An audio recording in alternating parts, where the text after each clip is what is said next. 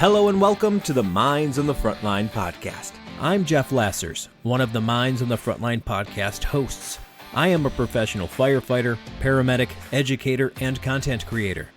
My co-host today is Mike Mattern, a firefighter, paramedic, and peer support team leader. Today's episode explores the personal side of policing, including the balance between service, family, and mental health. Our guest is Lieutenant Lindsey Thompson from the Washtenaw County Sheriff's Office, Police Services Division. Lindsey is a mother who began her law enforcement career later in life after working in other fields.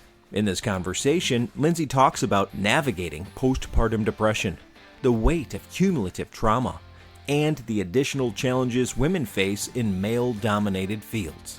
She also reflects on the difference between big T trauma and micro traumas, and she explains why transparency in leadership and proactive mental health care are essential for reducing stigma and fostering resilience.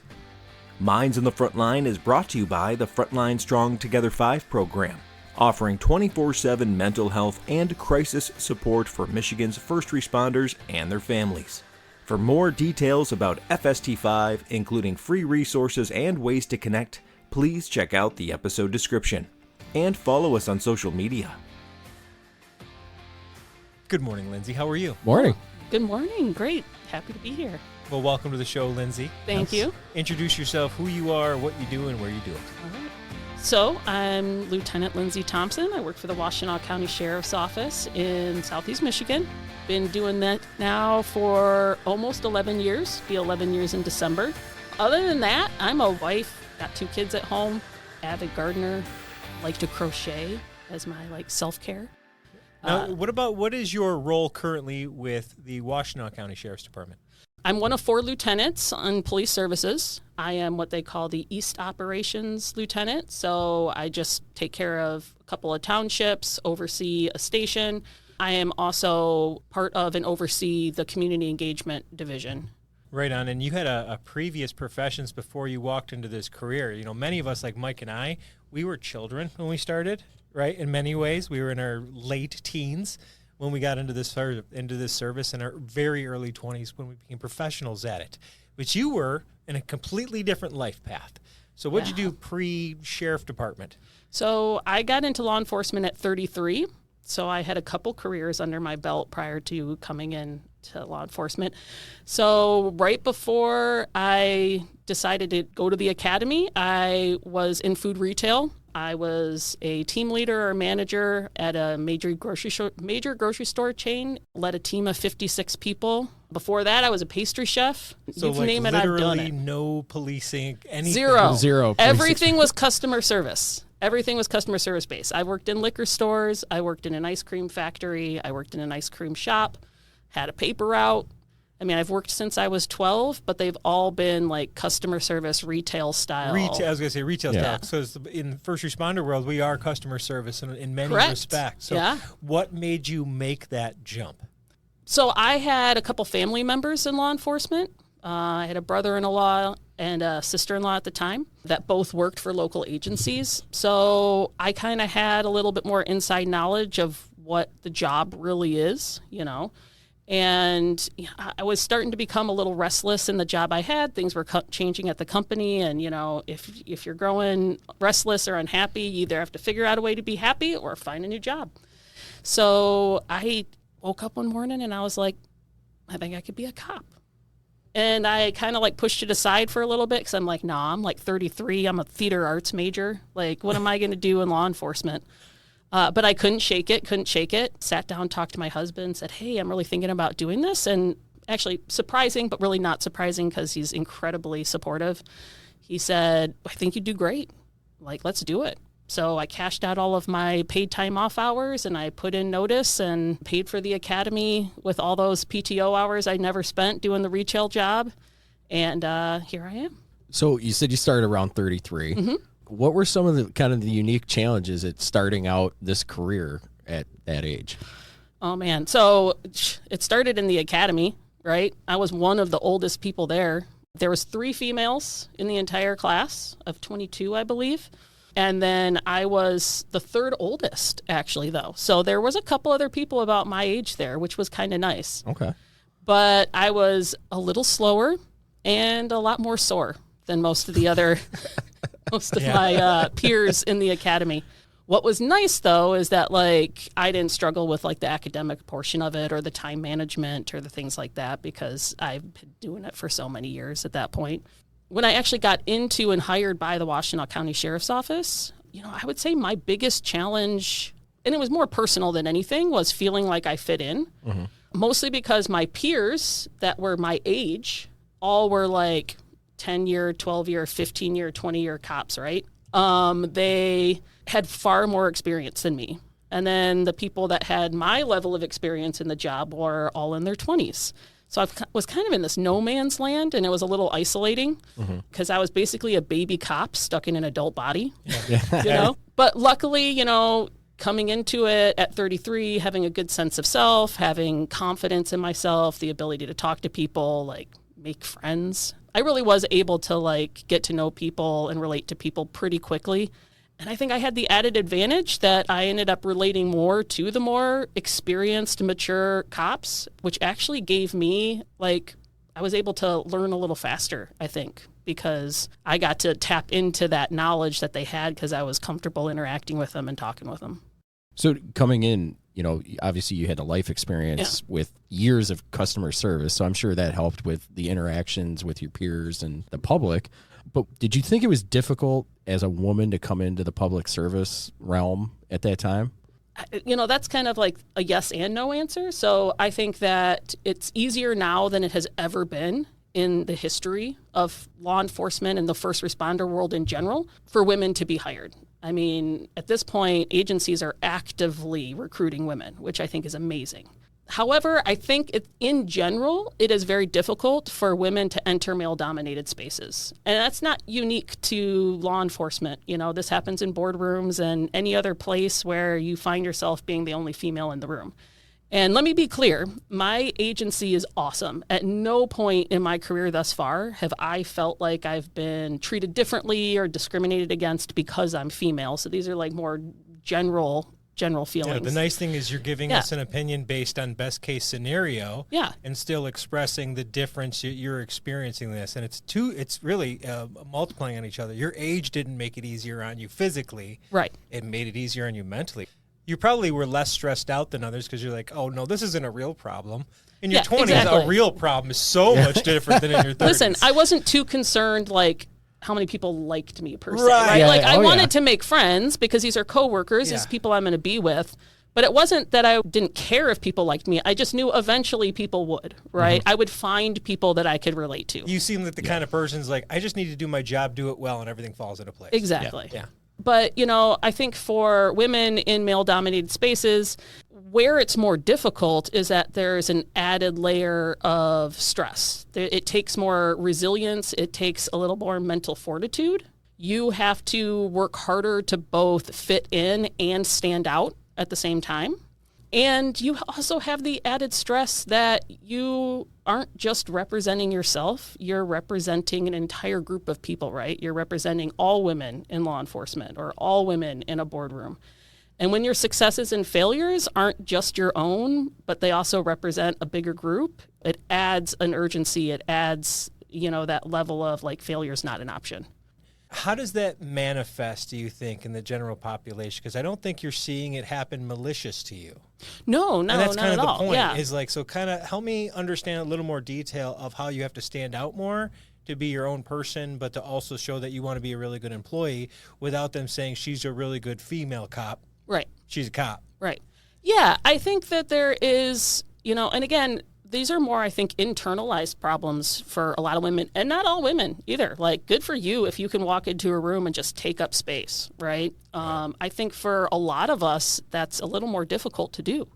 And it takes a lot more push and self-motivation to get out there and speak your voice, to feel confident in your opinion that you're expressing in a room.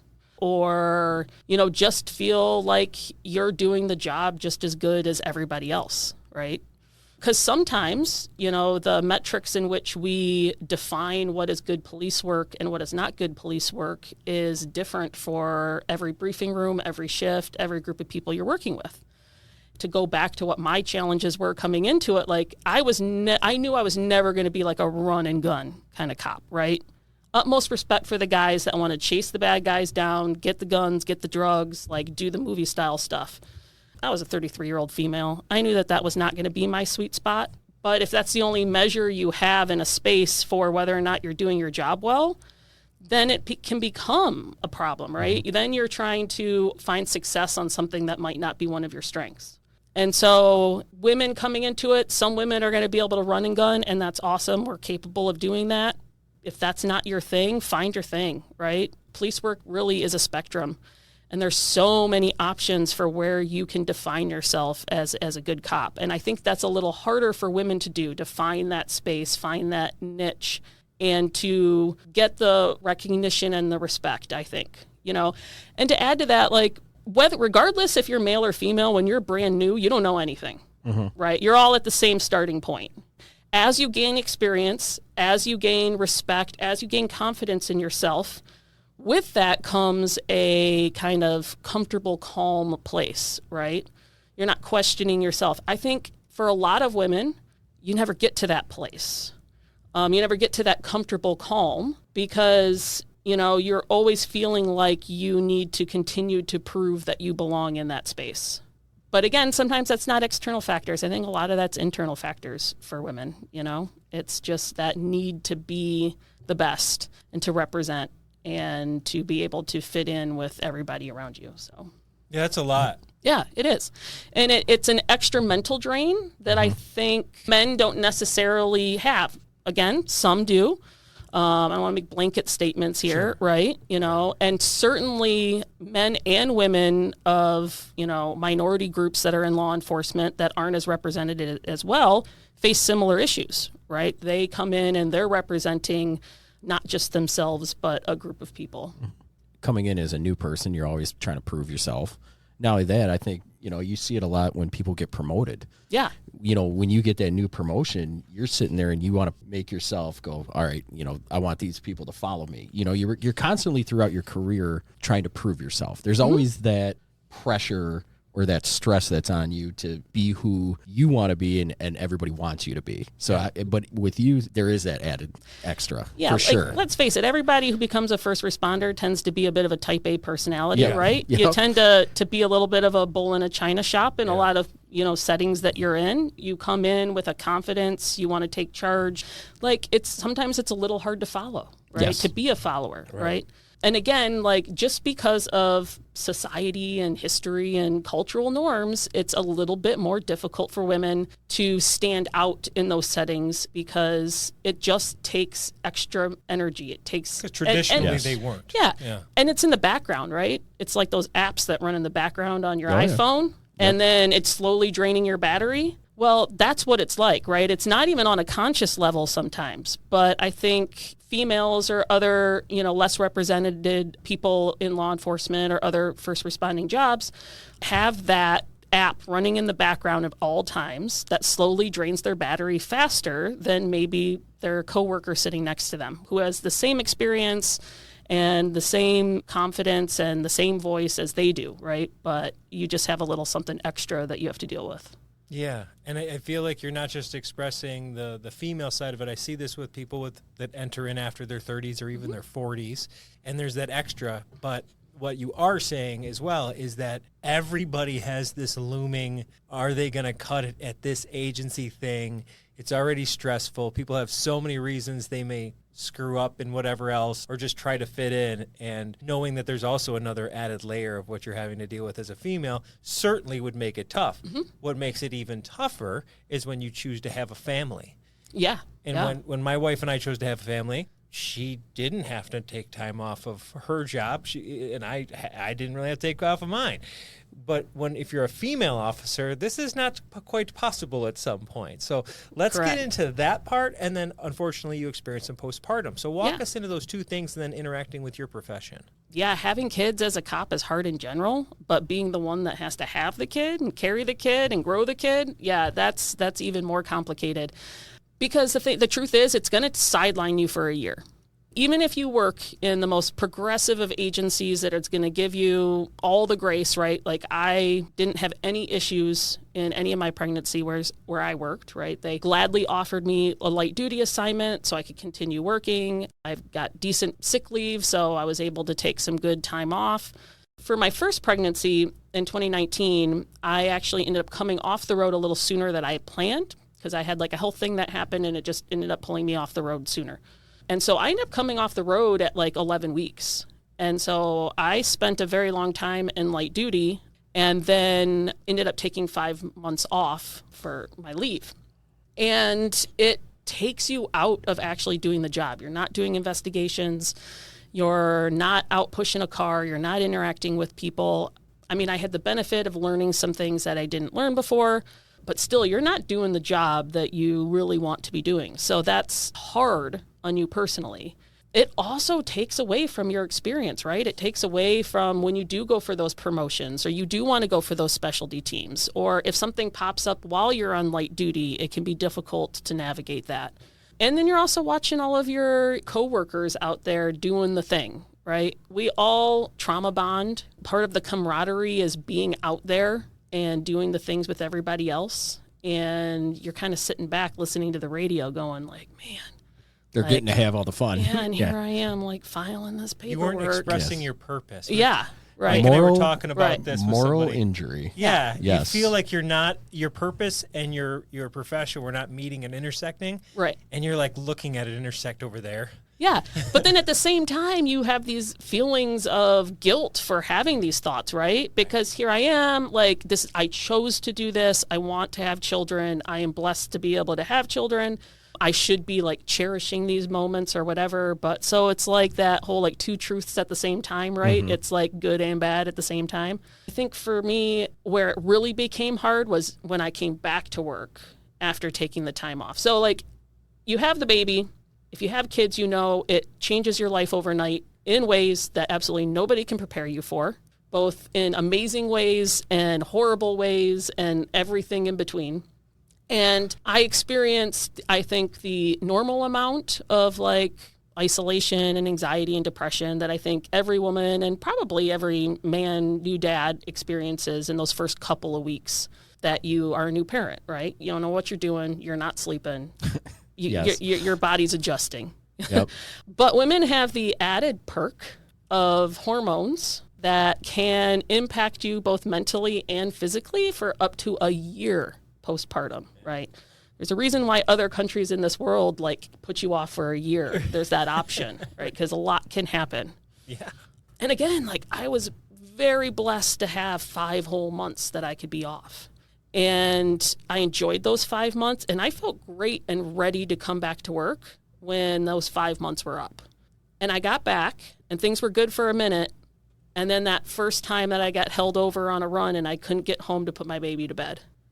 Okay, all right, fine. I dealt with it. But then it happens again. Then it happens again.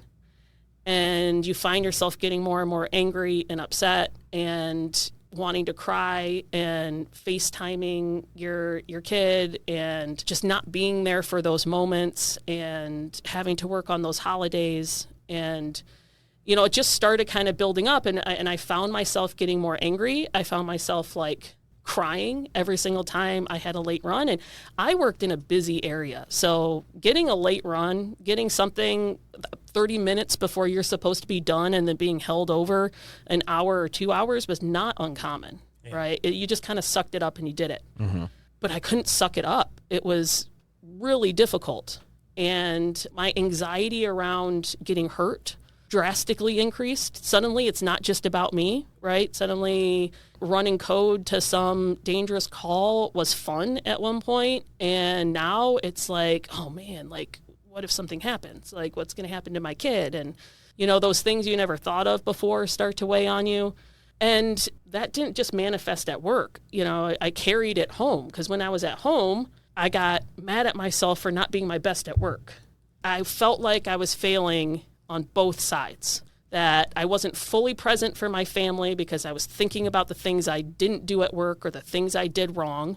And then I was failing at work because I was thinking about what I wasn't doing at home and wanting to be home and not wanting to be at work. I didn't know how to express that in any ways but just being mad, So God bless my husband during that time because I was snippy. I was frustrated. I felt like I had zero control over my feelings. And what ended up driving me to get help was I unfortunately had 2 infant deaths in my first couple weeks back from postpartum. Talk about timing. Yeah, 2. Both of which were safe sleep accidents. And so the first one, unfortunately as well, was pretty much the exact same age as my kid. Ugh. And she had like this head of curly hair, exactly like my kid, right? And so I couldn't help but kind of put my kid in that place. And when we were at the hospital, I remember having to take a break and go to the bathroom and get myself together because I just wasn't, get that professional face put back on. But really when it hit me was when I got home that night and my kid was already in bed and asleep. And I remember going into her room just to make sure she was breathing. And she was fine. And I left and I stood at the door and I couldn't leave. I went back in the room to check she was breathing. And I probably did that 10 times in 5 minutes. Is there a blanket too close? Did a stuffed animal fall in there? Did I see this right? The anxiety that something would go wrong, that, I don't know, like a crib bumper from the 1970s would manifest in the crib and smother my baby. It was completely ridiculous because I was a safe sleep, I was militant about it. My kid wore a sleep sack and slept on a prison mattress. I remember this. What I mean? Put them in the box. Oh, Nothing there. Nothing there. Yep. Right? Yep. But even though my logical brain could tell me, hey, everything's fine, something in me could not let it go. And I had a moment where I was like, this isn't right. This is too much. It was around that time that I realized, there's more going on than what I can handle. And so at that point, I just ended up going to, my regular doctor about it. And they got me help. And I ended up getting on some medications that were really helpful and made me realize that, I probably needed those meds prior to even getting pregnant. But it was, a game changer at that point. And I would say, things got astronomically better. I think we talk about it a lot, and I'm glad you touched on it, is the first responder you are before kids is not the first responder you are after kids. A lot changes. Going to those runs, before it was just about you. Now it's about your kids or whoever's at home and those types of things. And even the pediatric runs, before you had kids and after kids, it's a game changer because like you talked about, there's those hooks where all you want to do is go home. You want to make sure your kid's okay. And then now all you focus on is that. And it happens to all of us. I mean, my son right now, you're wearing a bike helmet. Yeah. And he's like, well, none of the other kids are wearing bike helmets. Right. It's yeah, but I've also seen 6 kids who've been hit by cars without bike helmet. You're wearing a bike helmet. And it's all because of the different traumas and the different things that we see. And we've had earlier conversations about this. There's big traumas and then there's those micro traumas, right? How would you describe the big traumas and micro traumas? Define each of them, and then why do you think it's important to kind of address both of those? Yeah, so the big traumas are, what some people call big T traumas, capital T. Those are your horrific car crashes. Those are your shootings and your homicides and, the things that you see in television and movies that we show up to, right? Mm-hmm. Those are the big T trauma. Those are the abnormal circumstances, the things that most normal human beings either never experience in their lives or maybe unfortunately experience at one time in their lives. The little T traumas are the things that you see and face every day. Some examples of that are things like poverty, substance abuse, mental health issues. These are things that it's possible in your previous life before you got into being a first responder, like myself, you hadn't encountered much. I was brought up solid middle class in a fairly, well-off city. I wasn't naive to think that these things didn't exist, but they weren't in my bubble of experience and reality. And so getting into law enforcement and entering spaces that I hadn't been in before really kind of hit me hard, right? Seeing all the holes in our systems and the failures of our social safety nets and just the difficult lives that, some people are born into and have to face on a day-to-day basis. That wears on you because you see that every day. And, again, first responders became first responders because we want to help, because we want to make things better, because we want to step in and be that person that fixes it. But the fact is these are problems much bigger than us. These are huge systematic problems, and I can't fix those alone. Mm-hmm. And I also have very little control on being able to navigate them with the other people either. And so you just watch that day in and day out, and that just builds up. Those are those like little traumas that don't get recognized, right? That tend to get ignored. And then, besides just like the life issues and systematic issues, even things like frauds, right? Fraud reports, like nobody's hurt, dead, or dying. You don't think of those things as traumatic experiences, but, part of being on light duty, I took desk reports sometimes. Some of the most distressing reports I took were 72-year-old, 82-year-old woman walking in or man walking in who just got defrauded out of, $85,000. You know what I mean? Yeah. And it's all done in Bitcoin, and they wired stuff to Jamaica. And I know full and well that I do not have the skills or the resources to get this person's money back, let alone catch a bad guy, right? Because the bad guys are international, and it's well above my skill set or even the abilities of, local departments. And watching, people's lives get ruined in that way is hard. Yeah. So that's more like the little T stuff. But, it's important to address both. I think that we put a lot of focus on the big T trauma with, PTSD being something that people, know a lot about. And also I think it's sometimes a little easier to treat because you can acknowledge and recognize where things went wrong. Like things went wrong for me in this moment, in this thing that I witnessed or participated in. The little T stuff is more insidious, right? Mm-hmm. It builds up over time. It's a lot sneakier. Sneaks up on you, right? Yeah. It's like, it starts off as this little monster that just kind of keeps rolling and building up like a snowball effect the further you get into your career. And a lot of times you don't realize how much of a problem it is until you get way down the line. Way past the point of no return. Exactly. Yes. I think about it in the terms of combat sports, and I'm not a participant, I'm a fan, but I think about it in a way like boxers get treated. You can take a couple of heavy bombs and be he took that real heavy shot. But it's the 1,000 subconcussive punches to the head that really do their brains in over time. Right, yeah. And it's kind of that related of that one shouldn't hurt, but I had 50 of those today. Yeah. Together, they hurt. And, it's also, you end up being a witness to so much dysfunction, right? And a witness to other people's pain and other people's suffering. And again, we get into this job because we are helpers. I don't care how tough of a cop you are, right? A big, bad, I'm a tough cop. I like to get the bad guys. You didn't get into this job just for that. You got into this job because somewhere inside you have a soft spot for humanity. Mm-hmm. You have a heart to help people. And that starts to erode. That starts to get chipped away at. And it gets more chipped away at by the little stuff, the micro stuff every single day.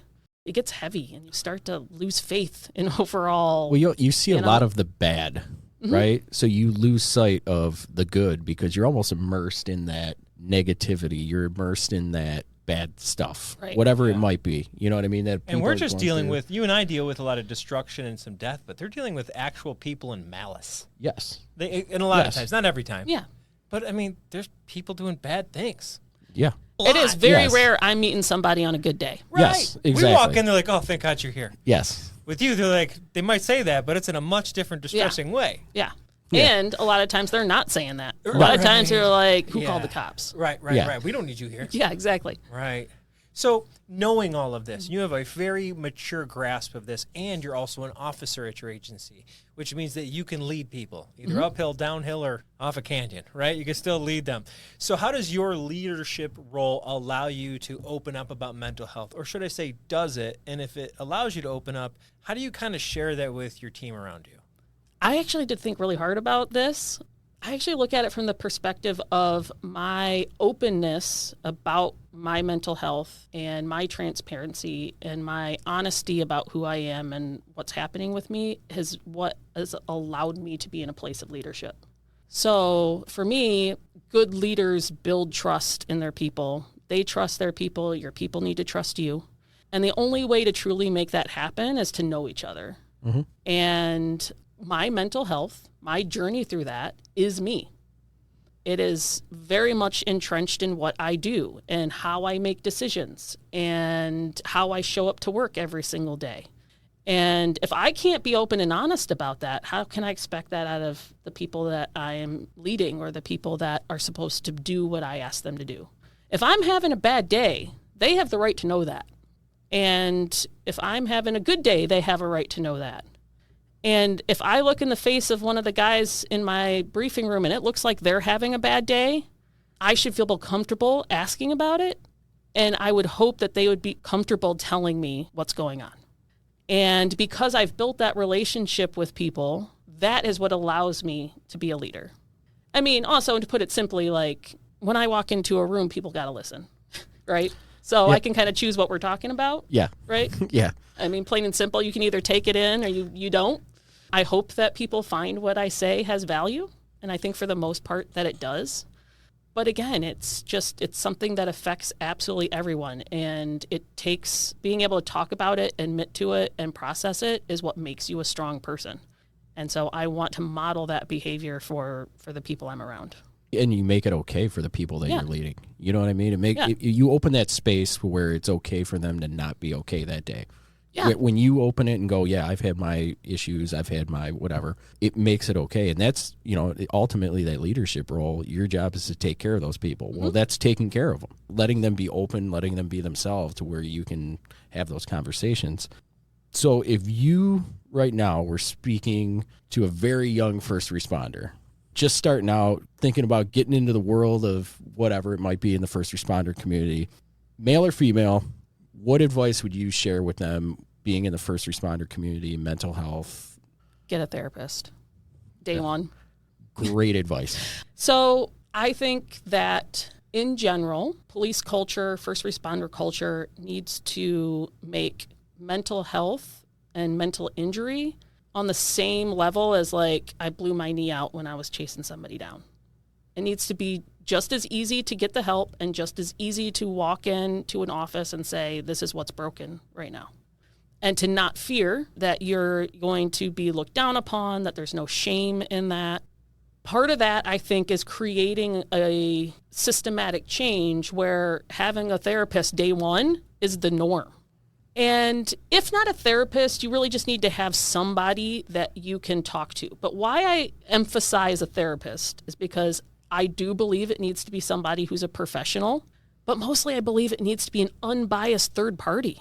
Oh, yeah. Because, listen, there's a lot of value in war stories and talking in a briefing room and making light of things and bonding with your coworkers. Like, that is therapeutic, and it is incredibly important. But to truly process things in a healthy way, you need a professional. And I like to use the analogy a lot about a box, right? Everybody has this box, and you can think about it in your brain or in your body, but everybody's born with an empty box. And as you grow, you're putting stuff in that box, experiences, thoughts, morals, ideology. You're just shoving stuff in this box. And this box is supposed to be organized. Things have a place where they're supposed to go in this box. And then you decide you're going to get into law enforcement. And you get into law enforcement and you come into this job and you already have stuff in your box. Some parts are a little messy, some parts are a little organized. But all the stuff that you're going to start to get on this job, you also have to put into that box. And what you're going to find is you keep filling it up. And before you know it, you're too tired to organize it, or you don't know where stuff goes. And so you're just throwing it haphazardly in there. And you keep telling yourself, I'll get to it later. I'll fix this later. Before you know it, your box is starting to break. So then you start slapping duct tape on there. And that's drinking. That's your relationships start to suffer. That's that feeling of isolation. That's depression. That's anxiety. You're taping it up, and you've got all these ways that you're trying to fix it, but it's not really fixing it. And then you're going to put that last thing in the box, and you never know when that's going to happen. That last thing that you put in is going to cause that box to explode all over the place. What a professional can help you do from day one is to take every little thing, everything that you're going to put in your box, and help you place it in the correct spot. Help you keep that box organized so that you can put more in there. Right. So that you can keep filling that box, and you're never stressing out one area of it. And it keeps you from using the drinking and the maladaptive coping skills and the things that we fall into in order to, ignore it, right? We think it's fixing it, but it's really not. It's making it worse. Right. And it's easier. Everybody knows it's easier to keep a space clean once it's clean, mm-hmm. and to have to know where things go than it is to walk into something and have to pull everything out, sort it, reorganize it, figure out what stays, figure out what goes, and then put it all back together. Find somebody you're comfortable with. Develop a relationship, because it takes trust. You have to find somebody, your first therapist might not be somebody you mm-hmm. vibe with, right? And maybe in the beginning you only see them once a month, but establish a relationship. That way, when that big T happens or that little T builds up, you have somebody that's waiting in the background to help you put those pieces in the correct spots, I think that one of the great pieces of advice we've heard in this room is to treat it like your dentist. You don't see him all the time. You go to him when you got a problem, but you check in every 6 months. Yeah, exactly. Right? So what I hear you kind of saying is you're not recommending everybody go to therapy every week just because. Right. It's like have a professional you vibe with so you can lean on that professional healthcare provider when you need them. When I first became a cop, I had people say, you should have a lawyer on retainer. Dude, I have seen, there's been less need for lawyers by far than what there is a need for somebody to have a good therapist in this profession. Yes. Right? From the time you enter, go into the academy and through your entire job, keep your body in shape. Eat well and exercise. If you got to chase somebody down, you want to be, if you're going to get into a fight, you want to be able to survive and all of that. So we emphasize training our bodies. Why are we not emphasizing training our minds? Absolutely. These are not inherent skills that we're born with doing, right? No. And first responders are doing jobs that the average person does not have to do. We see things that the average person, maybe is unfortunate enough to see once in a lifetime, twice in a lifetime, right? But for some cops that especially work in busy areas, you could see big T trauma stuff twice, 3 times in one 12-hour shift. Yep. With zero time to process it. And we are so good at shutting down the emotions in our brains so that we can do our jobs effectively. And we are so good, we train our bodies to run towards the danger when naturally it wants to run away from the danger, right? Yeah. And when you sever those natural things that our brains and body wants to do, our bodies want to run away and our brain wants to keep us from experiencing this stuff. But when you sever that, it's really hard to turn that off when you then go to try to live your regular life. Yes. Absolutely. And yes. and severing one emotion, you can't just sever one emotion. You can't just be like, well, I choose to turn fear off today. And I chose to turn anxiety off today. No, it's all or nothing. So once you've trained your brain to stop feeling the feels, you get home and you can't feel the feels. Mm-hmm. And that's a problem. Yes. That's not a life worth living, right? That's not living life, I should say, You hit the nail on the head. I mean, we've had people from all of the disciplines here, and they've come up with the same, get a therapist, in, because it's all connected. It's all... Be prepared to find somebody you need when you need them. You don't want to find a dentist that you don't know when you have a cracked tooth. Mm-hmm. You already want to have a relationship, know where they're going, be able to call them. Have your backup ready when you need it. Exactly. Yes. Yep. And listen, all of the leading science is saying how much your mental health affects your physical health. Yes. Oh, yeah. And vice versa. Yes, right? Yeah. And so first responders have significantly higher rates of heart disease, listen, I don't see guys pulling through McDonald's every day, right? Like almost every guy I know is trying to drop a couple of those pounds, get back to their academy weight, like get into that belt that they fit in 2 years ago. Oh, yeah. You know what I mean? There's been a huge fitness trend, and I will keep it going, everybody. Right? Yes. Yeah. Or like somebody like myself who does avidly exercise, but I can't lose a pound if you paid me $1 million, right? And part of that is because I think we underestimate the amount of mental strain and stress and the hormones that arise from that impact your actual physical body. And again, to go back to what I just said, we are so good at severing that connection between mind and body that sometimes we don't know that what's happening up here is what's causing the problems down here. You know? Yes. Body keeps the score. Body keeps the score. Great point. And then you're going to your PCP and you're trying to get all these tests run because, hey, I'm experiencing shortness of breath, or I got these headaches all the time, tired, or I I'm have this dragging. chronic fatigue, or I can't have fun doing the things, or I don't want to talk to people anymore. And they run all these tests and everything comes back fine. And you're like, and then somebody's like, you might want to like check in with, a therapist or something. Oh, no, that's not the problem. Like, keep running tests. Yeah. No, man, that's the problem. Yeah. Go talk it out. See, and you do. You see it a lot. It's great advice. The key is you got to keep both mental and physical peak running because if not, one's going to affect the other. And like, here's what's amazing. Like, we're incredibly adaptable as humans, and our brains are awesome things that we still know very little about. But what we do know is that we can change them. We can rewire them, right? So it's like that young guy started off right, carving out those neural pathways in the correct places, process that trauma in the healthiest way possible so that it's not impacting you down the line. But hey, old timers, it's not too late for you either, right? You deserve to go into your retirement both physically and mentally happy. Yes. You deserve to have loving relationships that you feel connected to instead of walking around feeling disconnected all the time. And it's never too late to go back and to fix that. It's harder. It's a lot harder to do, and it takes more work and dedication, but you can do it. More stuff out of the box. More stuff. Yeah. Like sometimes you just got to find a good partner, a good professional mover, therapist who can help you unpack that box, who's not afraid of all the things that are in that box, right? You're not going to shock this person, and they're going to help you pick it up, and they're going to help you sort it and organize it, and they're going to encourage you to throw away the stuff. Because, truth is, we're hoarders, right? Like in our own brains, we have trouble letting go of things, but they're just going to come in and like, you don't need that anymore. It doesn't serve you anymore. It's not bringing you joy or value. Like, you can let it go. Let's throw that away and take this instead and put it right here in this box because this is where it belongs. And so that's what seeking professional help and seeing counselors or therapists who are trained and educated to do these things can do for you. I think it's really powerful how you've opened up and really articulated this today, because what I'm hearing from you is a mature look at all the human beings that occupy first responders. Mm-hmm. And I don't care where you are, sheriff's office, 911 dispatch, right, Michigan, California, Florida. It doesn't matter. You're kind of really, really doing a good job of encompassing the current status of the resistance to a lot of this. Mm-hmm. And I don't think you said anything that isn't tangibly available to everybody. A good reminder is to check out FST5 if you're looking for those resources.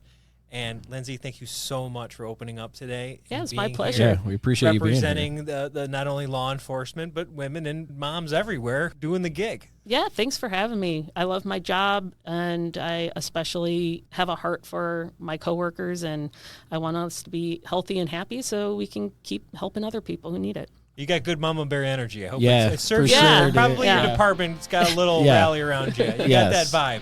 For sure, yes. Thanks for coming today. Yeah, I appreciate that. Thanks for having me. We loved having you. Thank you very much. Thank you for listening to the Minds on the Frontline podcast. We have more great content coming out soon. Please check us out on YouTube, Instagram, Facebook, X, and LinkedIn. And make sure to like and subscribe to all Minds on the Frontline podcast social media channels. Thank you, and have a great day.